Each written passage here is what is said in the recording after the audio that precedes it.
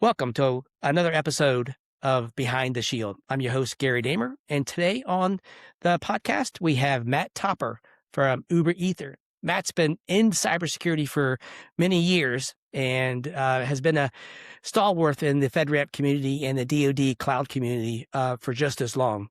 Matt, how about you give a few minutes and tell us who you are, what you're about, and what do you want to get out of this podcast? Yeah, absolutely. So thanks for having me, Gary. So as Gary said, Matt Topper, president of UberEther, been dealing with all the FedRAMP, DoD, and around all of that identity and access management problems for the last 15 plus years at UberEther, and ran Oracle's national security group's identity and access management teams before that. So I like to say I'm not very good at my job because I feel like I'm still solving the same problems 20 years later. I always like to say that they are exactly the same, but completely different, right? They're at different scales and different avenues for how you actually solve those problems. How about you spend a few minutes and talk about your platform and what your platform does and how it really is protecting identity throughout the Department of Defense and also in the FedRAMP space?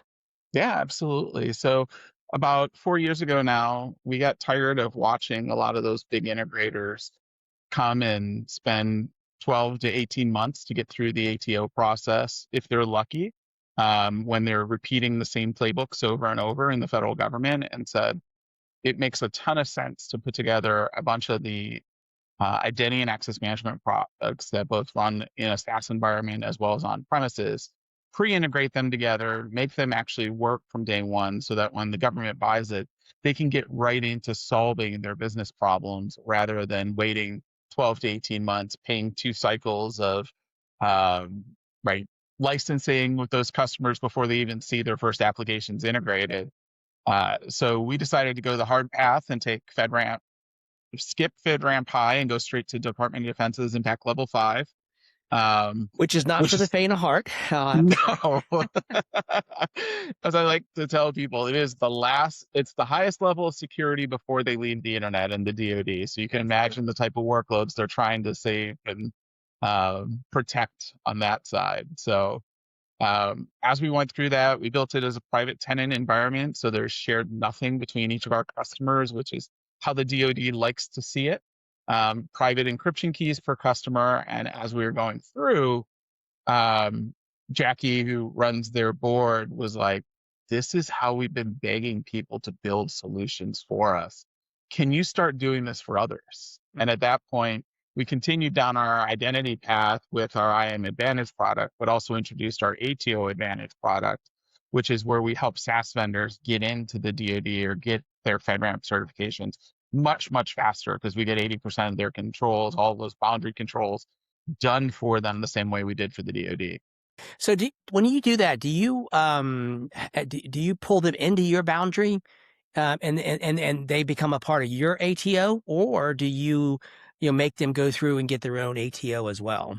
So we have both models. One we call Express Advantage, which is where we extend them within our own boundary. Mhm. And then our ATO Advantage product is the one where they go and get their own. But right, I like to say we get about 37% of the controls from Amazon Mhm. or GCP, right? Those are the two platforms we run on top of.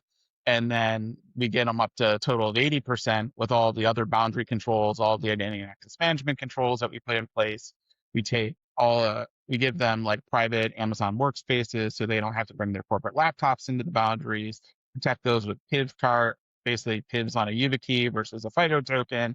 And then from there, they're really just focusing on the audit controls and then the application level controls for their products. So they inherit from us the same way they would with the CRM, the same way they inherit from AWS, and we just get them that much closer to done.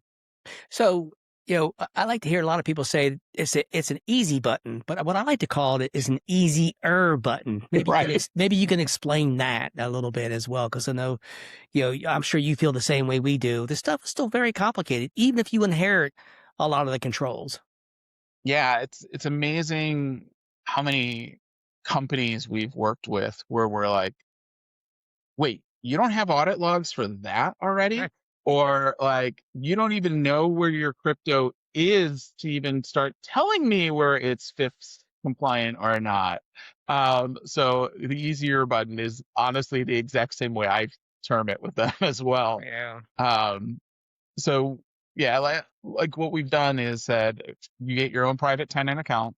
If you run multi-tenant, great. If you run single tenant in there, we just X number of accounts out for you as those customers grow. But right, do all of the artifact controls, all the POA&M controls for them, all of the monthly reporting, so that right, they're really just focused on deploying their applications securely within the environment. And And enable them to build on their specific functionality and not have to worry about all those underlining, general controls. exactly. So, and then do you work, with DISA and the agencies to make sure that they get their authorization as well? We do. So we will help white glove all the way through the final recommendations. We work with a couple 3PAOs that they've been, it's been a great marriage, right? Because they understand our platform already and they understand where those control points end. So they really know, okay, we just have to focus on that last 20% every time, which for the customers, they like it too, because we actually allow it to bring the price down There you as go. well at third party assessment. That right at the end of the day, it's pricey too. So Yeah. Yeah, and exactly. but it de-risks that whole part of it, that you're not trying to fill that 37 to 80% gap that they would have to do if they were doing it on their own. Right. Right? There's accelerators out there that do that, but when you don't even have to reassess those controls, Right. is really where the power has come in with our platform and bringing people on board. And then you can really help them with helping them figure out what that last mile is. What does that requirement really mean when they say X, Y, or Z? What are some of the toughest controls that they work on, or they have to work on themselves, that you Oh, see? yeah, a lot of times it is the identity and access management controls, which for us is great because that's our bread and Bread and butter. butter. Right, Right. exactly. So, um, really easy to get in there and say, okay, no, you want to do this, or here's how you delegate that off to the agency and let them fulfill the controls. But it always comes back to the audit controls, the identity, the access controls, the audit controls, and then still those FIPS controls. Yeah, Um, yeah. For me, it's usually the crypto ones, and I can echo back exactly what you're saying. Is crypto where? I have no idea what. Oh, we're using 16 different libraries as we build our application. Okay, well, we maybe want to reduce that to one or two, and they all have to have FIPS on it. And the other one is logging that I find to be some of the hardest, because they might have some limited um, observability logs, but not really a lot of security logs. Not the ones that they really need to have in order to pass the IL4 or IL5 audits. yeah, we actually just released with our customers, we wrote specifically AI agents for those two areas with audit and with FIPS, where we say, take these agents, and we've got them running across most of the major platforms at this point, and run them against your code base. And Mhm. it'll at least generate out a report of by language, here's where we found all of your crypto that's going on in here. By audit control, here's where we're finding what you're missing where, so that they at least get those reports from their actual source where things are going to go. And that's been one of the great parts of using some of the AI capabilities that have come out in the last 18 That's months. that's a perfect segue. How about we talk about how you are using AI in either the production environment or in the SDLC process, your pipelines and whatnot, before it actually gets into the environment. Maybe you could talk about how, where, and maybe even a little bit of why. That would be really, I think, really Yeah. insightful. So, um, being DoD IL5, it's taking us a while to get through the approval process to use these in production right now, but hopefully, fingers crossed, it's been in for over 6 months at this point. So hopefully, fingers crossed, that approval comes through that we can move some of these agents into prod. But really, from the beginning, we're helping the customers like through the CI/CD process.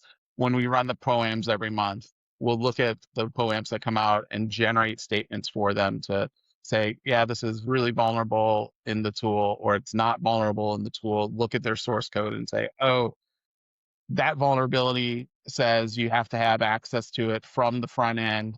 Nope, yours is only a back-end library. It's never exposed to the customer, so it's not directly exploitable, and help them through a lot of that POA&M process and writing up. Right? I think we both know writing those POA&M responses is more of an art It is an than art. it is science. Yeah. And you're trying to explain what a lot of times are really complex topics of, well, this library is vulnerable, but in our instance, it's not vulnerable because blah, blah, blah, blah, blah, blah, blah. And trying to make somebody explain that, or explain that to somebody who's looking at somebody else that says, no, we are actually vulnerable to this, and here's our path to fix it, and why both are okay. Correct. 100% agree. Are you using it for any kind of like false positive analysis or anything like that as well? No, we're not at this point. Okay. That's something that we're actually exploring right now is leveraging AI to do some true false positive analysis. Because I don't know about you, but we find that there's a ton of noise out there in the vulnerability community in this space where you can get, half of the vulnerabilities that they find are just they're mislabeled for some reason. I don't know what's going on, but it seems like there's a lot more of them here recently as well. Maybe it's ever so slightly different, or the NVD database is not quite in the right formats or something. But there's some issues that I'm seeing with a lot more false positives, and we have to do a lot more false positive analysis. We've not been able to figure it out totally because we're using AI in the same ways that you are, but we're trying to figure out more and more every day. How can we use it for more? Yeah, I think with some of those NIST gaps that happened in the last year, with the people on the teams not being funded to continue doing their work, right, that hurt a lot. And then the other thing I'm noticing in the community in general is a lot of companies are pulling out of the like vulnerability programs where they pay bounty programs. Okay, bug bounty. Because so many of the submissions right now are from AI generated tools where people are looking to pick up a quick buck, and they're getting overloaded with all these false positives where people are just trying to make a quick buck somehow. And somebody goes, oh yeah, that really is a vulnerability. Here's $3,000, $5,000, $10,000, whatever it is. And I think that's really diluting a lot of what was good work going on previously. Got it. And even if they are a bug, are they really exploitable? And if it's exploitable, can you do anything with it? Once you have a hold of it. It's been my philosophy. I've been doing this for it feels like 8 million years at this point. But a lot of times, it's very difficult to see what vulnerabilities are really of value, even though they get labeled as a high or a moderate. I'm wondering if the calculations or the CVSS score is slightly off on those as well. So. Yeah, I always love the ones where, yes, this is a 9.5 or above, but you've got to have root on the box to exploit it. And you're like, you got root on that box, you're already screwed in so many ways anyway. So yeah, right. Or you have to have physical access to the firmware. Okay, well, right. I'm kind of in a VM world way. So why is that not a false positive? And why can't you recognize that scanner as that as well? It's a VM. So these 14, vulnerabilities don't even apply. And that's the kind of false positives I'm talking about right there more than anything. Is the ones that they have to have actual access, to the physical box, which is like, okay, well, I don't either. So I doubt you will either. Yeah. and if they do, we're in a lot more trouble, right? We're in a lot more trouble than just a vulnerability in the software that you only can access through the serial port in the back. So. Yep, exactly. So, how about I know you're in the IL4 and IL5 space and the FedRAMP High space. Talk about the challenges that you go through on a day-to-day basis, week-to-week basis, and kind of planning perspective about around building for your customers, and then also building for yourself in these environments. Change management, approval processes, change notices, change requirements, who has to approve that stuff before you have to change OS in your environment. Talk about those kinds of challenges, if you wouldn't mind, for a few minutes. Yeah, it's difficult to say the least. The DoD changes, since we're DoD sponsored IL5 first, all of our significant changes have to go through there. Mm-hmm. So a lot of people are jumping up and down happy where we've Mm-hmm. gone from SCRs to SCNs on the FedRAMP side, and I'm just sitting there going, Yeah, life would what be you know nice about if. that? Yeah, right, right. I think P. Waterman said a week or two ago that like only 18% of the approved have gone through and moved to this SCN process. And he thought everybody would try and move to that. But I think, at least from what I've seen, a bunch of the agencies are pushing back saying, that's nice that FedRAMP said they're going to do SCNs, but you're still going to do SCRs with us if you want us to continue to sponsor us. Right. And at least on the DoD side, they haven't even addressed that change at all. Their attitude is, no, it's going to be an SCR, and we're going to have to. I mean, like I had just said, it's 6 months for a change to open us up to use. We're already approved for GCP access and running workloads on GCP, but we wanted to open up to the Vertex AI capabilities that are over there. And we've been 6 months waiting for that functionality to turn on. We've used GitLab as a private hosted inside of our environment. And inside of there, they have something called Duo, which allows you to do code reviews and some additional checking that we've had great response within our dev environment where we can use this already. But we're just like itching and waiting to give that to our customers inside of the boundary. But yeah, especially OS changes. We've got customers that'll come in and say, hey, I'm using ChainGuard hardened images, and right, play, I'll say a game, but it's not really a game. Okay, well, ChainGuard is technically Debian based. We already have Debian approved in the environment. Here's how it's the same or different. You've got to write those things up, and hopefully your approver inside of the DISA side goes, yeah, that's pretty much the same. You already have Debian approved, rock and roll, or nope, that's going to be an SCR. And sadly, right now, a lot of times it just depends on who you have on the team rather than having set hard rules on it. Right. So do you think it's slowing your innovation down then for changes? It Six definitely, months in today, 6 months in today's world is it's a lifetime, in my opinion. I yeah, mean, the whole marketplace has totally changed over the last few years with AI and what AI can do in these environments. yeah. It definitely has slowed us down and continues to slow us down. It's one of the reasons we're actively right. We've got I I've flipped my brain to the ABCD levels of FedRAMP now, Yeah. but as the D level, which is the new version of high, Mm-hmm. essentially, is coming out, we're going to go forward and do a D that we can do more rapid acceleration on, more rapid changes on. So not just a FedRAMP high on your current system. You're going to roll out a whole other environment just so you can maintain and move a little faster. Right. Yeah, so we're actually going to keep it in the same environment, but it'll be a 20x D in that environment because of the way we handle our tenant accounts. We can say these are 20x D accounts that are being generated versus ones that meet the IL5 So high. your underlying support infrastructure or management plane will stay in the IL5 space, and then you'll have individual accounts for your FedRAMP high perspective. So you can change things that's inside your FedRAMP high accounts, but just not in your management plane yet, right? Is that the way? Correct. Okay, Yep. makes sense. So that'll hopefully let us accelerate a little bit faster, be able to use the SCN process with our customers that are using that. And then I know the DoD is going through some changes and revamps again and trying to figure out what they're going to go make some changes. Lawrence is leading that up internally. So hopefully they'll start to drill out a little bit here in the next couple months. So how do you see that helping or hurting then in the build space? I mean, do you have to make or do you have to do SCNs to add new accounts in that environment as well?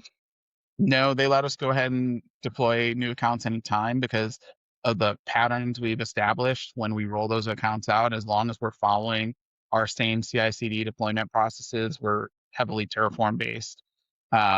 as long as it's those same baselines that roll out to those accounts, they let us generate them anytime.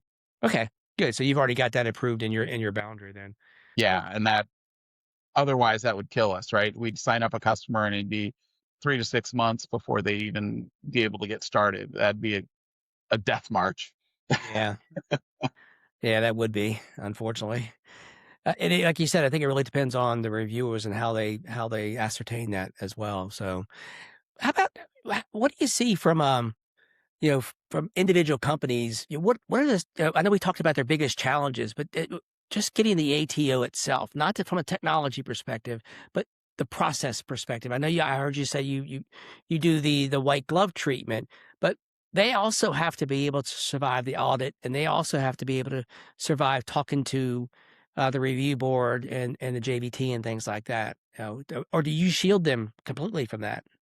So we will provide virtual ISO services for them where they'll subcontract us to be their ISO for their services. So we get to sit at the table with them a lot, Hmm. and have those discussions, which helps, right? A lot of these Right. companies don't, they've never gone through federal government ATOs before, and having us there to be able to do that. And then we'll also give them partial, as part of our services, engineering resources on a monthly basis. So sometimes they don't even have US citizens that can roll Oh, out the software, we deal with right? that. Yeah, we deal with that all the time because most of our companies that we help through this process are usually really large companies with multiple business units, and they have employees all over the globe. So I could be on the calls at 2 o'clock in the morning with folks overseas somewhere.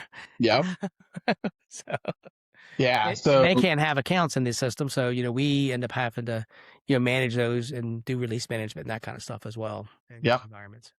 So Yeah, we're doing the same thing for a lot and doing late night screen shares and same type okay. of thing to get through. But I still, one of the biggest challenges still is the sponsorship angle. Yeah. That's what we keep like, we've been really successful getting through the audits, helping them through. We've got a pretty good process of doing the SSP documents. We're big Ramify users, so we love that tool from a documentation perspective, getting the SSPs done and like getting through that side of the process. But the sponsors, just if they find one, maintaining them through sometimes the 6 to 9 months that it takes to get through the process, or longer, just depending on how quickly they can make changes inside their code.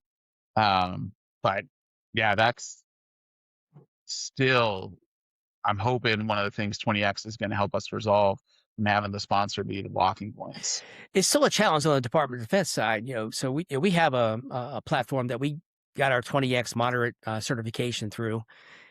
But on our DoD side, which we have DoD customers with IL4s and IL5s in our environment, but what they end up doing is having to audit the entire stack. So you do that 4 or 5 different times, and it really becomes very difficult for us to maintain and manage, all those different audits for different levels. But our management plane stays the same across, all of that. And we just do the Right. same thing as you guys do, is have the multiple accounts, for that.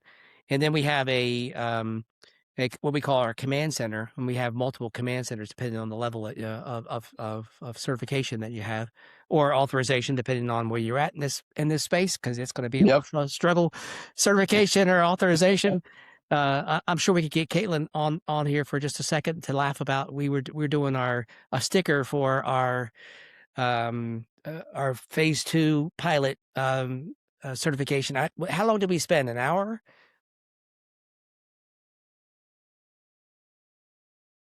Okay. Oh, okay.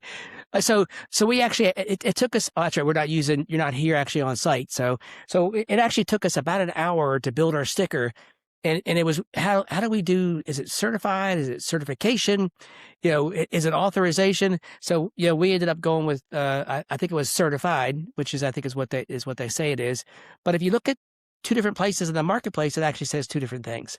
So one Yep. certification and one says certified. So you have a FedRAMP certification, but you are FedRAMP 20x moderate certified. And that's what's in the actual marketplace listing. And I thought to myself, okay, so we just spent an hour on this. How many other people spend the same amount of time trying to figure out whether or not it's certified, certification, or authorization? So there's still the confusion is still going to continue, and I don't think I realized that until we started to make the sticker out of it, the small nuance of change. And I'm not a words guy. I always like to say, English is my second language, and I don't have a first. So, I don't typically argue over those things, but I know there are a lot of people who are like, oh, no, you're not authorized or you're not certified or you're not, so language is important in this space, Yes, it is. Yeah, especially with the controls. especially with the controls. Yeah. Yeah, exactly. So, think about this, the things that we do in these environments, are they overkill? Are they necessary? From a security perspective, is it way too many things from a security perspective, way too many things from a compliance perspective, way too many things from an audit perspective? I mean, how do you judge that, right? From each of the environments that you build, and how do you Yeah, justify that to your customer, right? So, yeah, I mean, justifying to the customer very much becomes we don't really get a choice. We have to do this if we want to get to the certification or accreditation level that you're going for. But I I tend to think that we are way over on the compliance side, yes, and then we don't do enough on the audit or the identity side. right. And that's really where I'm seeing at least 20x doing better. I'm hoping as we move forward with some of the trust frameworks that people also start doing a better job exposing their audit logs to the agencies directly, which I know is always a challenge. But to me, the more eyes you have on audit logs, the better. Yeah. And yes, in general, audit logs are, I jokingly say, needles in needle stacks because I wish it was a haystack because I Right. can find the needle in that. But it's, I think with AI and the growth of some of the more ability to do ML pattern matching, the more logs we have in more places, the better we're going to get at finding the adversaries. Yeah, I think it's one of the things that we do very well. We've been a pure security shop. We come at this from security operations perspective, so log management and log correlation, and getting the right logs, kind of with the right rules, on them to be able to alert or alarm on those is something that we do. I'm sitting here in Western North Carolina at our cybersecurity center, and my security operations center is like pretty much right behind me, where they sit around and look at monitors all day long and watch for the alarms to kick off, because human in the loop is also very important here. We've been exploring mostly on our commercial side how we use AI to look through those logs, look through those patterns, and we've done pretty well with it. We've actually built an agentic SOC. It's only here again. It's only in our commercial side right now. We've not been able to bring it into our federal side yet. And I really think, at least from what we're seeing, it's really being able to review those logs.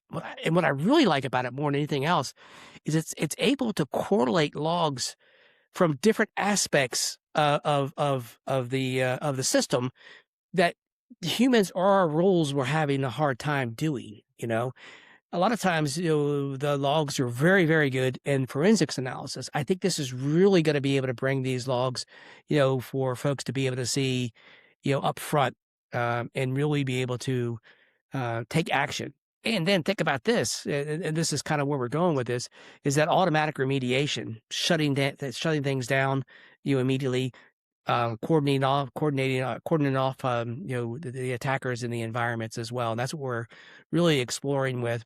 Now, everything that we do, I say human in the loop. The human really is on the loop. It's not making any decision for us yet.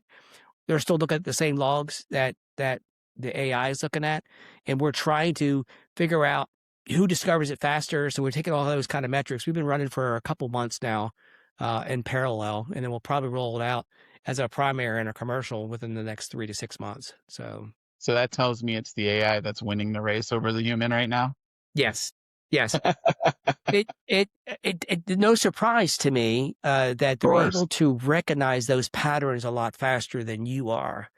because what it can do is because, I remember this from 2 weeks ago. And I can go back and I can go, the AI, that's what it's saying. It doesn't really do that, but it could pull it up a lot faster to recognize those patterns, I think a lot faster than humans can. And that's one of the things I've always liked to say about myself is I can recognize patterns really fast. That's one of the things we train our, SOC analysts a lot on is being able to recognize those needles in the haystacks, or those needles in the needles, of the logs. And we have, Yeah, an alert module that really, does a lot of the filtering for us. So. yeah, that's one of the pieces that I'm hoping we get to address as part of 20x and the changes. I'll switch over to my identity hat for a minute, Okay. but um, all of the controls that we see inside of FedRAMP or inside of DoDIL are based off of the last generation of the NIST 863 Rev 3 controls. Mm-hmm. And there's been a ton of changes to address things like, right before we would just say, here, as long as you've got one of these cards, you're good to log in the federal government. Well, that's not good enough anymore. And really looking at the patterns, they're calling it germ inside of the identity space for 863, but looking at the context of not only do you have the right credential, but tying that to the machine you're on, tying it to your location you're on, tying it to the time of day, and then aggregating all of those factors to really understand if it's the person behind the keyboard that's supposed to be there, or if you drop that on the street and had your pin written in Sharpie on the back so you didn't forget it yourself, but then someone picked it up and is using it from another location. Right. So, Right. and Yeah, that's what I that's think AI is yeah. really, really strong at, and finding when it's, and right, we can look towards all the username and passwords that have been leaked over the last 5 years, that even if you do a good job at using different passwords on every website you go to, you still find a pattern that you're going to use, whether that's putting the domain name in as part of the password or whatever that is. People can start spot using AI from the attack perspective to spot your patterns and then log into your accounts, even if they never had those original passwords. Especially if you're relying on the human memory for those patterns. Yeah. Because, yeah, especially as you age, your memory is always, it gets better every day. I'll tell you that right now. Every day I can remember exactly what happened. So, not really. Yeah. I got 3 kids. My brain went out the window a long, long time ago. There you go. There you go. Well, how about you, if you don't mind, maybe spend a little bit more time here talking about your company. Where do you see yourself, in the next few years? Maybe talk about your culture and how you lead and drive and how do you recruit, maybe in that perspective, if you don't mind. Yeah. Yeah, absolutely. So, culture wise, we're, what you see is what you get. Right. I'm pretty open with our team members, open with how things are going or not going well. Everyone is wide open to talk to me anytime. We don't really have a lot of hierarchies internally. Yeah, That mine comes too. from, yeah, especially when you're trying to grow a team that really excels together and Hmm. right size wise, like that's what you have to do to go against the behemoths and fight Yep. some of the big boys that we do on a regular basis. Right. Um, so I started this company after working for Oracle for 3 years and spent so much time fighting for raises and bonuses for my best team members. I had people at Oracle that hadn't gotten a raise in 7 years. And Wow. Wow. yeah. And we sat there one night working late on a proposal. And I remember it like it was yesterday, where it came across the screen. Larry Ellison buys the Hawaiian island of Lanai, right? And Lanai isn't a small island. No, Like no. that is like where they shoot movies on. And Right. I think Jurassic Park got shot on Lanai. Um, and I just sat there and went, I'm fighting for a couple grand for this guy that's my best employee who's sitting here right next to me at 7 o'clock at night working on this proposal to make that guy go buy another island. Forget this, I'm out. Right. And that was kind of the starting point where I said, I'm going to go do my own thing, and spent my first 2 years just billing individually and putting money in the bank of like the first two people I hired, I had a year of their salaries in the bank before I hired them. Because my attitude's always been, if you're going to take a flyer on me in a small business, I'm going to make sure you and your family are taken care of. Right. And I mean, if in cybersecurity I can't get people back to work in 6 months, let alone 12 months, I'm not doing a very good job myself. As a leader, So, it would be a struggle, right? so that's really been a kind of core to our culture is grow slow and with purpose and no outside funding, no outside investment, and really just growing organically. I've got to introduce you to, if you haven't seen, I don't know if you follow me much on LinkedIn or not, but I talk about Evergreen and Tugboat Institute. I don't know if you've ever looked at them or not. I have Uh, not. So you just said two of their what they call 7 Ps, and I never can remember what all 7 Ps mean. But if you look at my last post from 2 weeks ago, I talked about the 7 Ps.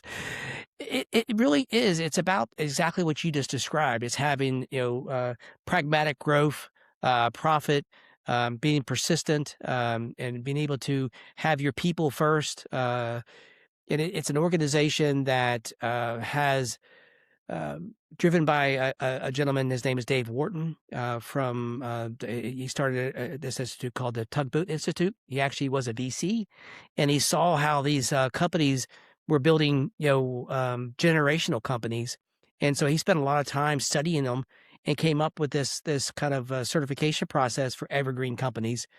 And you got to stay private, and you got to make sure that you keep your profit going as well, and pragmatic growth as well.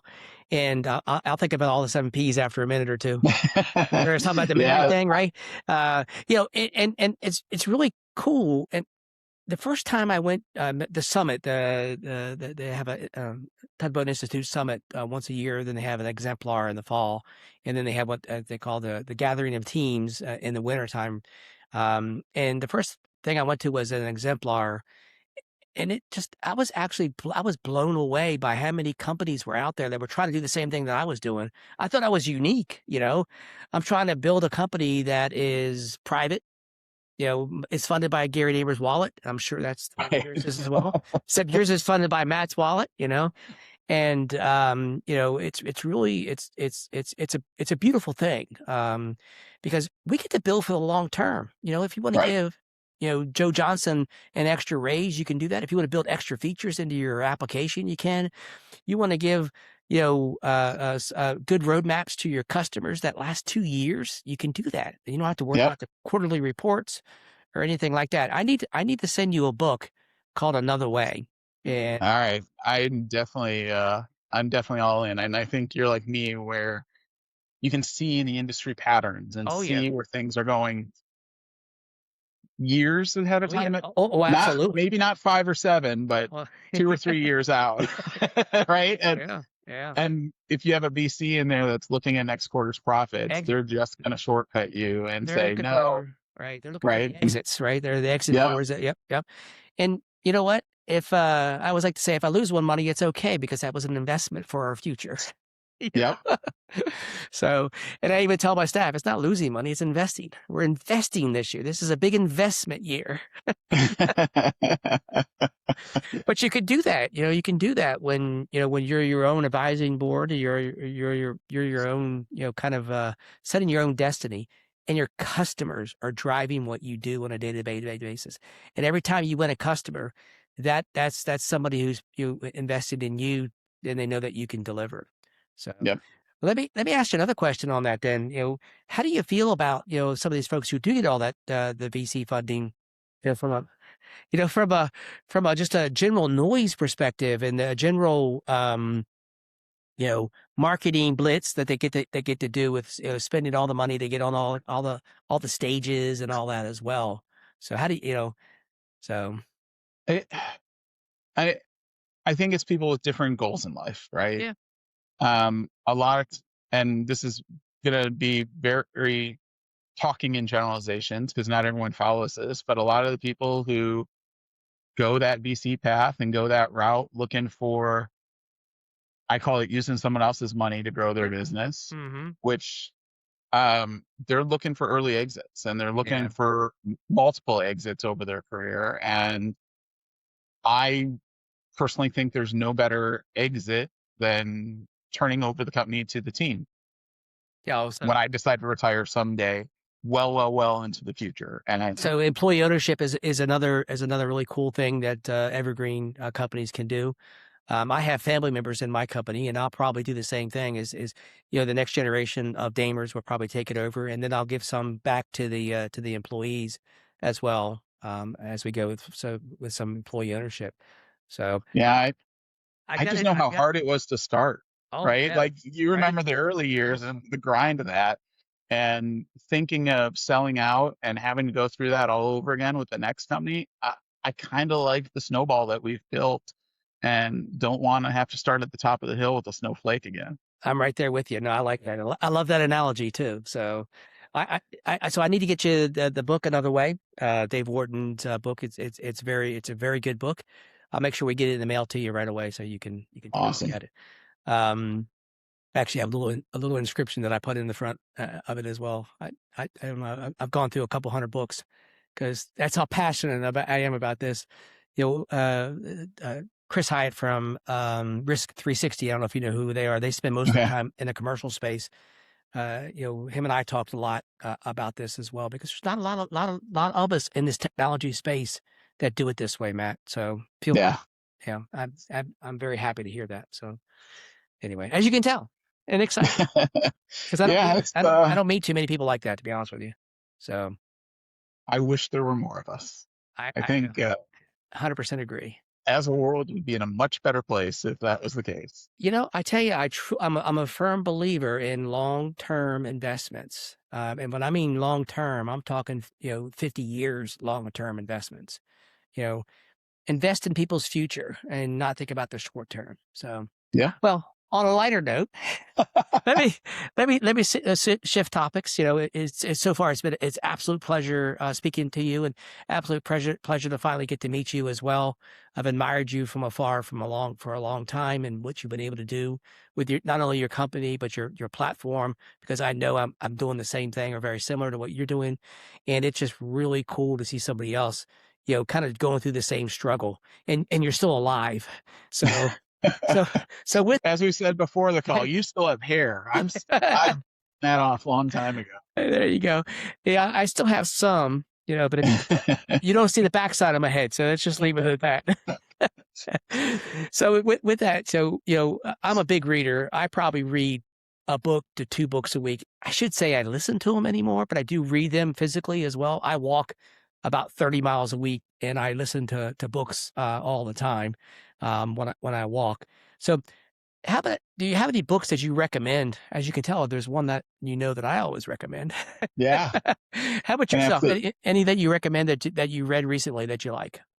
So we're an EOS shop, so entrepreneurial operating system. So I always recommend Traction for people Great. that are struggling to grow their business and really quick process. Like, yes, you got smart people. Yes, you got people that can pull off miracles, but sometimes that's not the best way. And putting a process around that and a proven process to your customers that you can show, here's how you can trust us as a small company and do this repeatably over and over and over again and bring them to success as well. And Traction does a great job kind of setting up how you give everyone in your company a rock, how you give everyone a goal, how those goals all roll up to be the corporate goals and you all win together.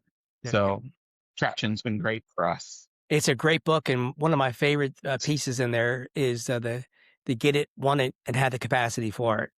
Yep. Do you get what we're trying to do here? Do you want to do it? And do you have the ability, size, capacity to do it? I really like it because it pulls together quite a few different books together too, and he gives everybody acknowledgement on that as well. I always recommend, as you can tell, Another Way.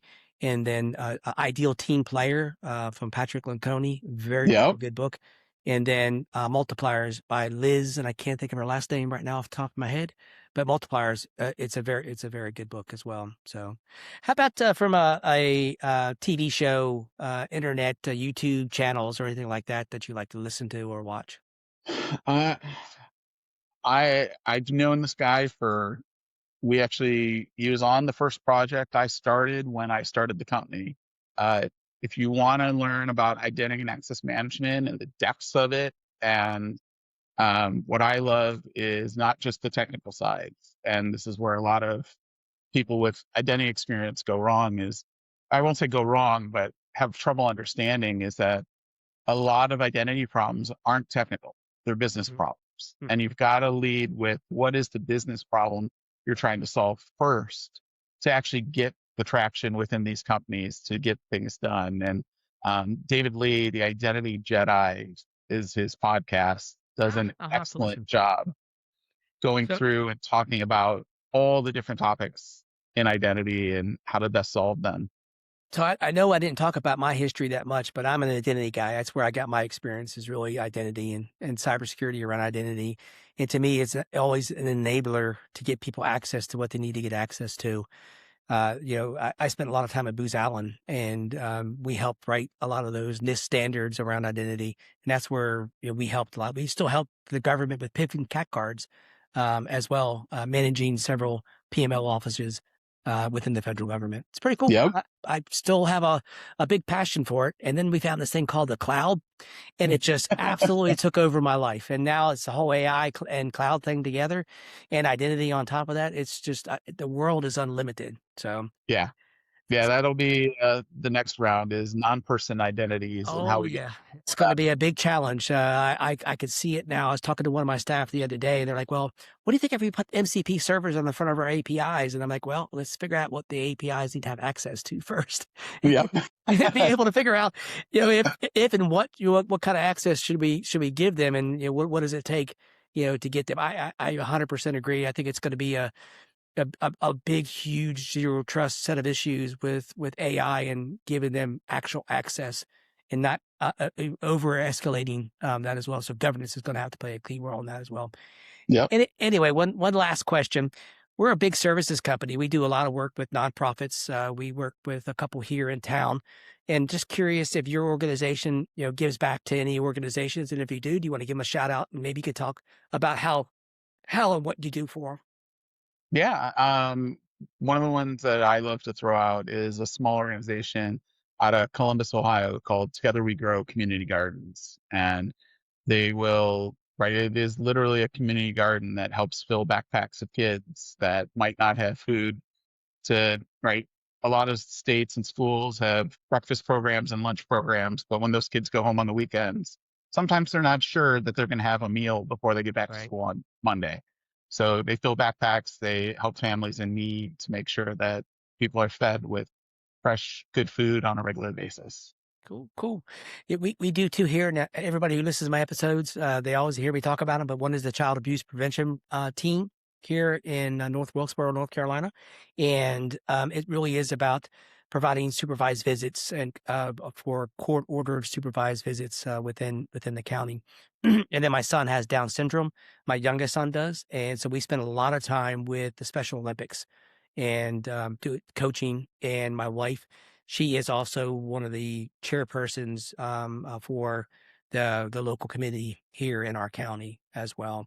It's a pleasure working with them, and the athletes, they absolutely smile from ear to ear when they get Right. medals. Some of the So, most passionate athletes you'll ever meet.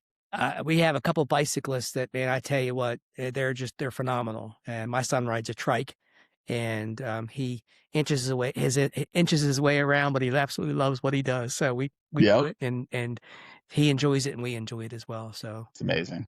well, Matt, I tell you, I truly enjoyed this conversation. Let's not make this our last conversation. Let's find maybe some additional time to chat in the near future. I don't know if you have any questions for me. No, it was excellent. I appreciate it, Gary. Absolutely. Absolutely. Well, I truly appreciate the time you spent with us this afternoon. As always, this is the end of this Behind the Shield episode, and you may not always find me behind the shield, but you're always going to find somebody else or somebody from Infusion Always Behind the Shield. Peace out.